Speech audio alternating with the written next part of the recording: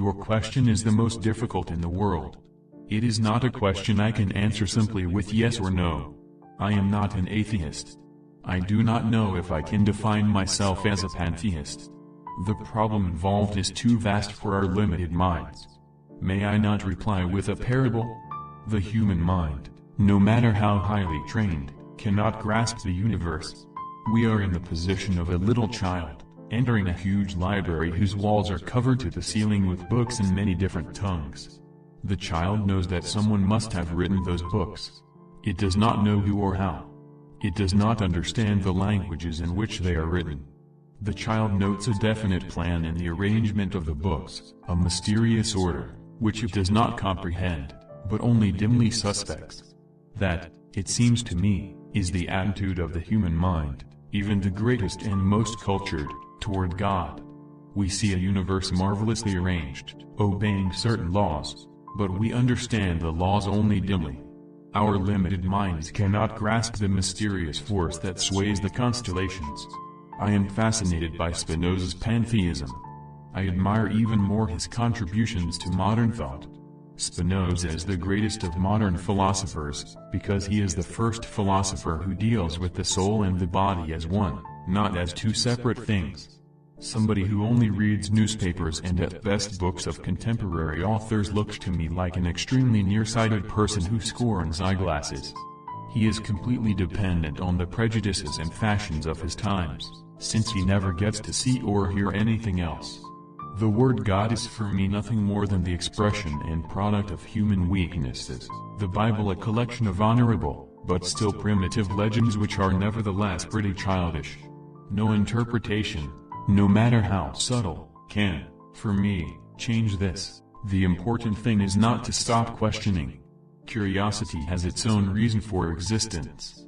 One cannot help but be in awe when he contemplates the mysteries of eternity, of life, of the marvelous structure of reality. It is enough if one tries merely to comprehend a little of this mystery each day. A human being is a part of the whole called by us universe, a part limited in time and space. He experiences himself, his thoughts and feeling as something separated from the rest, a kind of optical delusion of his consciousness. This delusion is a kind of prison for us, restricting us to our personal desires and to affection for a few persons nearest to us. Our task must be to free ourselves from this prison by widening our circle of compassion to embrace all living creatures and the whole of nature in its beauty. It would be possible to describe everything scientifically, but it would make no sense, it would be without meaning, as if you described a Beethoven symphony as a variation of wave pressure. Imagination is more important than knowledge.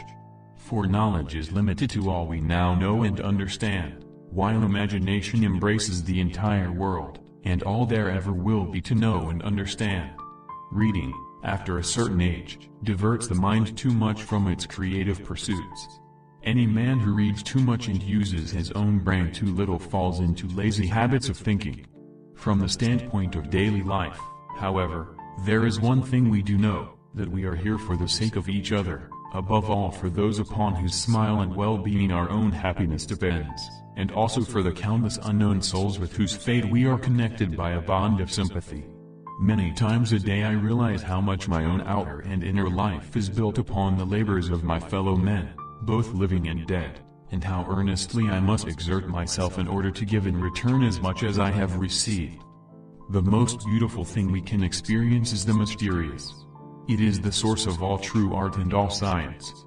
He to whom this emotion is a stranger, who can no longer pause to wonder and stand wrapped in awe, is as good as dead. His eyes are closed. I cannot imagine a God who rewards and punishes the objects of his creation, whose purposes are modeled after our own. A God, in short, who is but a reflection of human frailty. Neither can I believe that the individual survives the death of his body, although feeble souls harbor such thoughts through fear or ridiculous egotisms. The most beautiful thing we can experience is the mysterious. It is the source of all true art and science.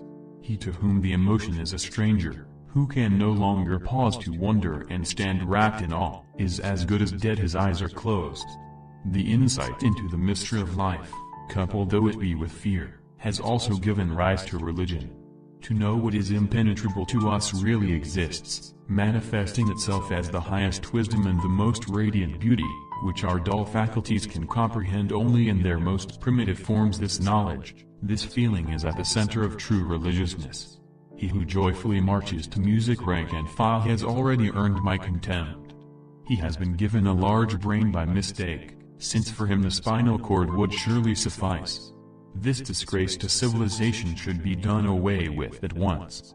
Heroism at command, senseless brutality, deplorable love of country stance and all the loathsome nonsense that goes by the name of patriotism. How violently I hate all this, how despicable and ignoble war is. I would rather be torn to shreds than be part of so base an action.